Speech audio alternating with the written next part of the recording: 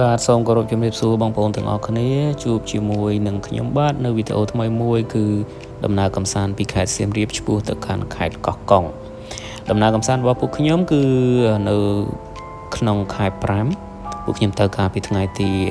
8និងបញ្ចប់នៅថ្ងៃទី11ហើយដំណើរកម្សាន្តនោះគឺយើងធ្វើដំណើរចេញពីសៀមរាបឆ្លងកាត់ស្រុកសំឡូតស្រុកវាវែងទៅកោះកុងកោះស្ដេចនិងត្រឡប់មកសៀមរាបវិញណាបាទដោយដែលបងប្អូនឃើញនៅក្នុងវីដេអូនេះចឹងនេះគឺជាស្ថានភាពផ្លូវជាតិលេខ10ចេញពី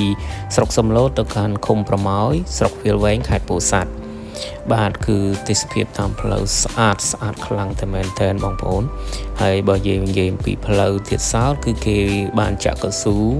គោះគំនូសហើយ 100% ហើយនេះជាលើកទី2របស់ខ្ញុំដែលជិះឆ្លងកាត់ផ្លូវនេះណាប៉ុន្តែលើកទី1គឺខ្ញុំជិះពីប្រម៉ោយមកសំឡូតមកសៀមរាបតែលើកនេះគឺខ្ញុំជិះពីសៀមរាបទៅប្រម៉ោយបើនិយាយពីទេសភាពស្អាតញាក់តែម្ដងបងប្អូន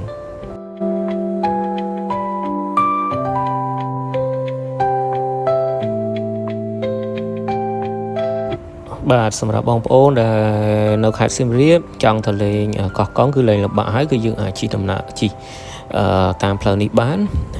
ស្រួលខ្លាំងមែនតើអញ្ចឹងកម្មវិធីរបស់ពួកខ្ញុំនៅថ្ងៃនេះផងដែរគឺខ្ញុំចេញពីសៀមរាបនៅម៉ោង 7 កន្លះព្រឹកហើយពួកខ្ញុំបានឈប់សម្រាកបាយថ្ងៃត្រង់នៅហួរភ្នំសពៅបន្តិចហើយបានយើងជិះចូលតាមសំឡូតហ្នឹងហើយខ្ញុំមកដល់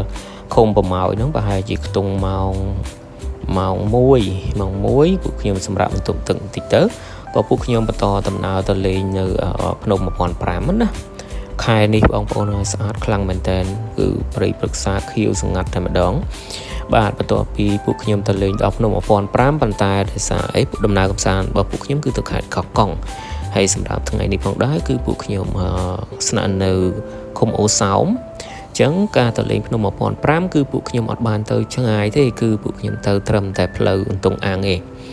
អញ្ចឹងបានន័យថាពួកខ្ញុំជិះឡានហ្នឹងគឺឡើងដល់ចំណោតផ្លូវអន្ទង់អាំងហ្នឹងគឺពួកខ្ញុំឈប់ថតរូបកំសាន្តនៅទីនោះបន្តិចទៅក៏ពួកខ្ញុំត្រឡប់មកវិញរួចបន្តដំណើរទៅកាន់ឃុំប្រម៉ោឃុំអូសោមសំទោសបាទឃុំអូសោមណាដើម្បីថ្ងៃបន្ទាប់ពួកខ្ញុំបន្តដំណើរទៅខាងកោះកុងកោះស្ដេចបន្តទៀតទេសភាពតាមផ្លូវបងប្អូនហើយបើយើងទៅក្រោយភ្លៀងមិនដឹងជាស្អាតប៉ុណ្ណាទេព្រោះតាមធម្មតានៅក្រោយភ្លៀងគឺពពកតែងតែចុះមកអញ្ចឹងណាអញ្ចឹងពេលដែលយើងមើលទៅដល់យើងឃើញពពកនៅនឹងចង្កេះភ្នំនៅនឹងជើងភ្នំហើយនឹងគឺស្អាតខ្លាំងប៉ុន្តែនេះខ្ញុំទៅអត់ភ្លៀងហើយប៉ុន្តែនៅតែស្អាតដូចដែលបងប្អូនឃើញអញ្ចឹងគឺស្អាតខ្លាំងយកតែមែនតើ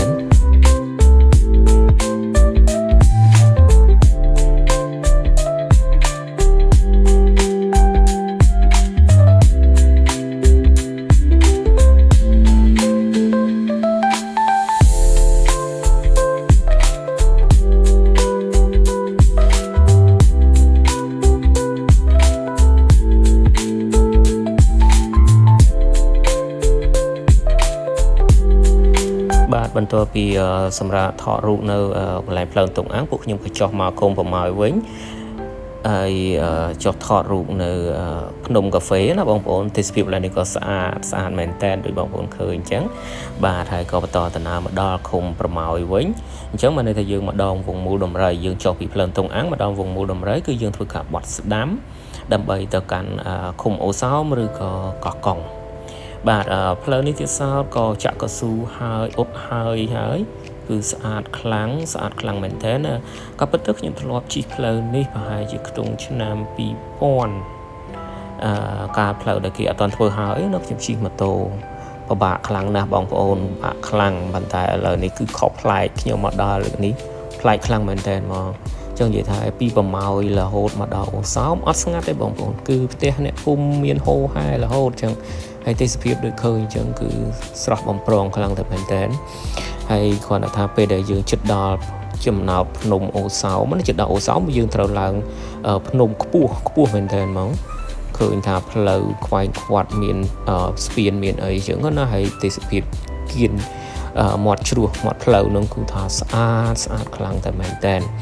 ជាក់ស្ដែងកន្លែងផ្លូវរាប់ជើងកែភ្នំនឹងគឺជាផ្លូវឈូសថ្មីឯងព្រោះការខ្ញុំជិះម៉ូតូផ្លូវផ្សេងមកដល់កន្លែងរៀបឡើងចំណោតហ្នឹងគឺផ្លូវផ្សេងតែផ្លូវអ៊ុតកស៊ូនេះគឺថ្មី ចឹងខ្ញុំទទួលបានអារម្មណ៍ថ្មីមួយខុសពីការខ្ញុំជិះម៉ូតូដោយសារការផ្លូវជិះម៉ូតូគឺយើងជិះក្នុងព្រៃតែម្ដងណាអាហ្នឹងសម្រាប់ទៅដល់ឡើងភ្នំហើយប៉ាន់ពីខាងក្រោមនេះទៅគឺផ្លូវតែមួយឯងដូចតែគ្នាខុសគ្នាខុសតែកន្លែងចំណោតទួលដែលត្រូវឡើងភ្នំប៉ុន្តែការឈូសថ្មីគេនេះគេធ្វើស្អាតពេលដែលយើងជិះរាប់ជាងកែភ្នំយើងទៅយើងឃើញជួរភ្នំមួយចំហៀងទៀតជ្រោះគឺស្អាតខ្លាំងមែនតើហើយព្រៃឈើនៅក្រាស់ល្អបាទសម្រាប់ថ្ងៃនេះផងដែរពួកខ្ញុំអត់ធ្វើអីច្រើនទេទៅដល់អូសោមពួកខ្ញុំដល់ល្ងាចដែរអញ្ចឹងពួកខ្ញុំស្នាក់នៅបឹងកាឡូនៅអូសោមហ្នឹងនៅទីនោះអត់ខ្វះកន្លែងគេទេបងប្អូនកន្លែងញ៉ាំក៏ច្រើនដែរហើយទេសភាពនេះស្អាតតម្លៃអីក៏ទទួលយកបានសម្រាប់ការស្នាក់នៅអាហារអីអញ្ចឹងណាតែបើយើងអត់ចង់ញ៉ាំអាហារនៅកន្លែងរីសតគេយើងទៅផ្សារក៏បានដែរព្រោះជិះពីកន្លែងស្ពានហ្នឹងតែបន្តិចទៅដល់ផ្សារគេហើយ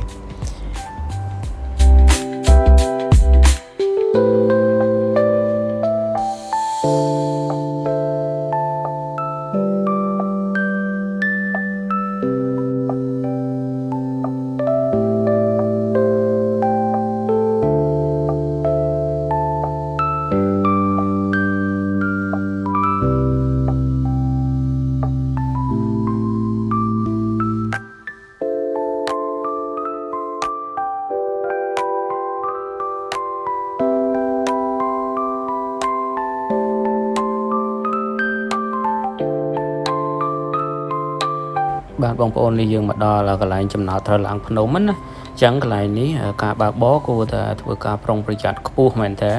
ពីព្រោះអីផ្លូវចោតកាច់កង់ចុះឡើងអញ្ចឹងណាហើយគេក៏មានដាក់ស្លាកសញ្ញាដើម្បីក្រើនរំលឹកដាស់តឿនឲ្យយើងប្រុងប្រយ័ត្នដែរក្នុងការបើកបរអញ្ចឹងពេលដែលបងប្អូនធ្វើការបញ្ជាយានយន្តដល់ត្រង់ចំណុចនេះសូមបង្កើនការប្រុងប្រយ័ត្នឲ្យបានខ្ពស់ដើម្បីសុវត្ថិភាពទាំងអស់គ្នាផងដែរ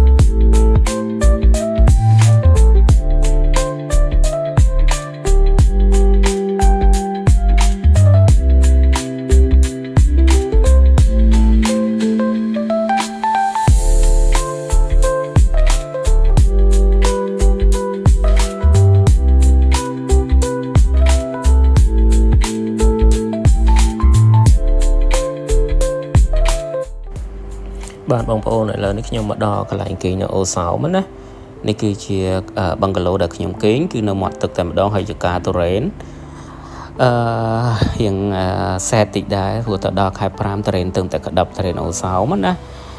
តាមដែលសាកសួរគឺគាត់ថាខែ7ទើបមានទុរេនទុំនៅអូសោម